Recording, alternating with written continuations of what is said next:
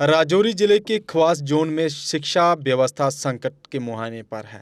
गुंडी पंचायत के पाटियां घई गांव का गवर्नमेंट प्राइमरी स्कूल इसका जीता जागता उदाहरण है, जिसका निर्माण 2015 में शुरू हुआ था, लेकिन 10 साल बाद भी अधूरा पड़ा है।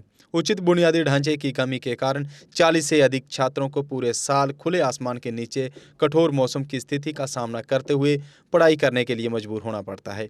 स्कूल में न केवल कक्षाओं की कमी है, बल्कि शौचालय, पीने का पानी, फर्नीचर और बिजली जैसी बुनियादी सुविधाएं भी नहीं हैं। स्थानीय लोगों द्वारा बार बार अपील किए जाने के बावजूद संबंधित विभागों या प्रशासन द्वारा इस लंबे समय से लंबित मुद्दे को हल करने के लिए कोई गंभीर कार्रवाई नहीं की गई है। स्थानीय लोगों ने मीडिया से बात करते हुए अपनी चिंता व्यक्त की और कहा, हमने इस मुद्दे को शिक्षा विभाग और जिला अधिकारियों के साथ कई बार उठाया, लेकिन किसी को परवाह नहीं है। हमारे बच्चों का भविष्य आधिकारिक लापरवाही के कारण बर्बाद हो रहा है। ग्रामीणों ने चेतावनी दी है कि यदि उनकी मांगें जल्द पूरी नहीं हुई तो उनके पास अपने बच्चों के बेहतर भविष्य को सुरक्षित करने के लिए विरोध प्रदर्शन और धरने पर बैठने के अलावा कोई विकल्प नहीं बचेगा। कहना चाहते हैं, आपको अल्लाह का सवाल है, जो आप देख रहे हैं वीडियो, तो हमें बिल्डिंग चाहिए। हम भी पढ़ के कुछ बनना चाहते हैं और कुछ भी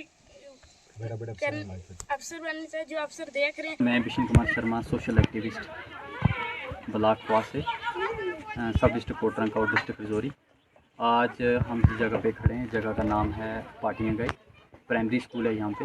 तो इस जगह पे आज सारे पेरेंट्स, बच्चों के पेरेंट्स थे, वो आए थे यहाँ पे। और यहाँ पे आने का एक ही मतलब है कि यहाँ की जो बिल्डिंग है वो आज तक यहाँ पे कोई बिल्डिंग वगैरह नहीं है। जहाँ जो बच्चे बैठते थे, एक टीन की छत डाली हुई थी, ये बिल्डिंग वगैरह आई थी। कैमरामैन से कहूँगा प्लीज़ ये दिखाएं।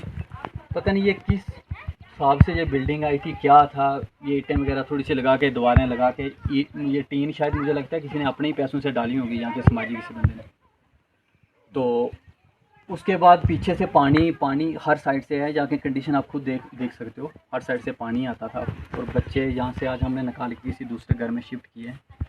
और मेरी रिक्वेस्ट रहेगी ZDO खवास से, CO रजौरी से, और हमारे जो ऑनरेबल MLA साहब हैं, जवेद इकबाल चौधरी साहब, बहुत ही अच्छे आदमी हैं, उनसे भी मेरी रिक्वेस्ट रहेगी कि बहुत ही बड़े गरीब लोग हैं, इन लोगों का प्लीज़ थोड़ा सा ध्यान दें लोगों की तरफ। आप खुद ही देख सकते हैं कि लोग किस कंडीशन में आज ये लोग जी रहे हैं। मैं कहता हूँ 1947 वाले स्कूल इससे अच्छे थे मेरे हिसाब से। कहते हैं कि डिजिटल इंडिया बन गए, लेकिन हमारी गुंडी की डिजिटल इंडिया यही है जो आप देख सकते हैं सामने बिल्डिंग की क्या कंडीशन है। हमारे बच्चों को आज भी कोई गवर्नमेंट की बिल्डिंग नहीं है यहाँ पे हमारे बच्चे गवर्नमेंट की बिल्डिंग में बैठ के अपनी तालीम पढ़ सकें या कोई अच्छा कारनामा कर सकें। अगर मेरे हिसाब से मैं ओवरऑल ब्लॉक की बात करूंगा, मेरे साथ से होती रहती है, रोड के बारे में होती रहती है, छोटी मोटी जो बातें हैं, लेकिन आज ये सबसे मेन पॉइंट ये था हमारा कि ये स्कूल का मामला था। तो स्कूल की जो बिल्डिंग है, ये इसकी बहुत परेशानी है, सारे लोग परेशान हैं। आज ये मौसम ख़राब है, तो मौसम इस हालात देखे जा, ऐसे मौसम के अंदर कोई जो माँ बाप है वो बच्चे को यहाँ भेजने के लिए तैयार नहीं है। क्यों कहते हैं, ये पता ही है कि ये ईंटें खाली हैं, इस पर लेंटर तो नहीं है। जो शेड है, ये शेड बनाया तो ये लोगों ने अपने घर से एक टीन दो वो टीन दे के ये शेड बनाया हमने। तो अगर ये गिर जाए, कहीं ऐसा वैसा हो जाए तो कितना बड़ा हादसा हो जाए। तो इसलिए हर आदमी को डर है। ये बेचारी मैडम इधर जो पढ़ा रही हैं, ये तो काफ़ी मेहनत कर रही हैं। जो यहाँ स्टाफ है उनको मुबारक देता हूँ मैं कि ये स्टाफ बहुत अच्छा है हमारा, बहुत बच्चों में मेहनत कर रहे हैं। लेकिन हमें सबसे ज़्यादा जो अगर ये प्रॉब्लम है तो वो बिल्डिंग की है। लेकिन हम सब डरते हैं कि अगर ऐसा कोई मसला बन जाए, कोई हवा तेज़ चलती है, कुछ भी चलती है, तो फिर ये बच्चों को यहाँ डर रहता है कि छोटी मोटी कोई भी ऐसी घटना होने के लिए हमें सबको परेशानी है।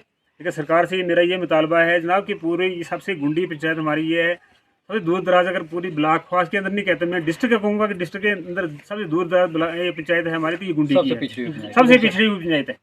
लेकिन MLA साहब से मैं जब भी मेरी मुलाकात होती है तो मैं ये गुजारिश करता हूँ कि दूर दराज पंचायत है, पिछले 50 साल से ये हमें मार पड़ी हुई है, क्योंकि कालाकोट के साथ थे। तो अब कालाकोट से हम यहाँ बुदल के साथ आगे, कंस्टिट्यूंसी बुदल के साथ, तो 50 साल हम वहाँ मार पड़ी है। अगर फिर भी हमें यहाँ भी ये पीछे रखेंगे, बाद में रखेंगे, तो फिर हम शायद काफ़ी दूर चले जाएंगे। हमें 70-100 साल की जो है वो दूरी का मतलब इतना फैसला हो जाएगा। तो इसलिए मेरी गुजारिश यही है कि जनाब ये इस थोड़ी पंचायत की तरफ थोड़ा आप ध्यान देंगे, थोड़ी मेहनत करनी है। हमने भी जितनी मेहनत की थी, जितनी हो सकती थी, हमने वो आपके सामने ही है। लेकिन ये है कि हमारी मेहनत का जो फल है, अब ये लोग जो हैं, देखो कितने लोग हैं जो परेशान हैं, वो कह रहे हैं कि हमने तो जो भी आप कहते हैं हमें कभी इनकारी नहीं की है। एक ही वन साइड मर जाए। हमारी गुंडी पंचायत का जो बोर्ड है ये सबसे ज़्यादा जो है वन साइड ही जाता है। जिसको भी हम देते हैं तो वन साइड ही देते हैं। ये लोगों के अंदर इतना एक मतलब दिलचस्पी है और लोगों के अंदर कैमरा मैन उस तरफ ले जाए।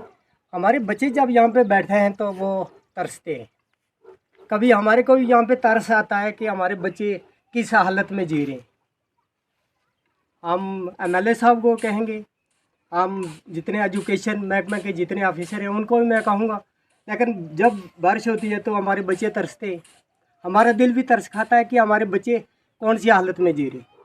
मैं भी इसको बात को कहूँगा कि हमारे बच्चे किस हालत में जी रहे।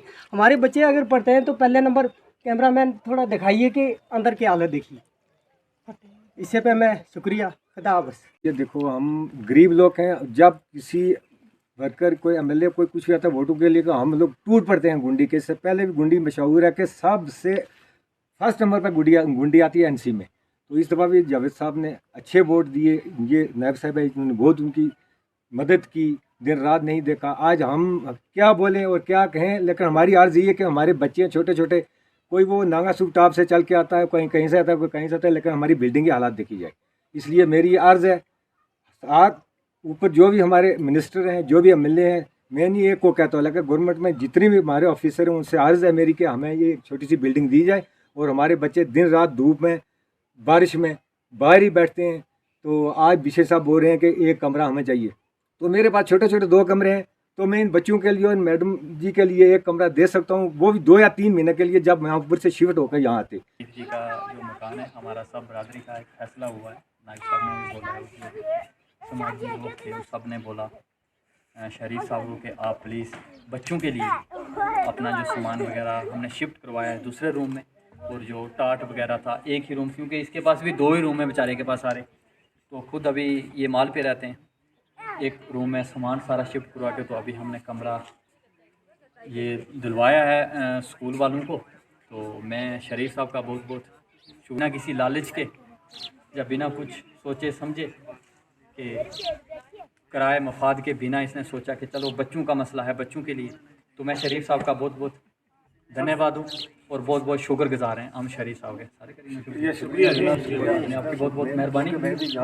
अगर आप दांतों की किसी भी समस्या से परेशान हैं और महंगा डेंटल ट्रीटमेंट करवाने में असमर्थ हैं, तो अब आपके लिए डेंटल केयर सेंटर लेकर आया है विशेष ऑफर। अब किसी भी महंगे दांतों के उपचार पर आपको मिलेगा 50% का विशेष डिस्काउंट, जबकि हमारे यहाँ शुक्रवार को दांतों की हर समस्या को मुफ्त में देखा जाएगा। हमारा पता है dental care centre 2, satellite enclave, near Shiv temple lane, Sunjwan road, Jammu. Mobile number 9419102596। Jammu Kashmir की खबरों के लिए जुड़े रहिए GK अपडेट के साथ।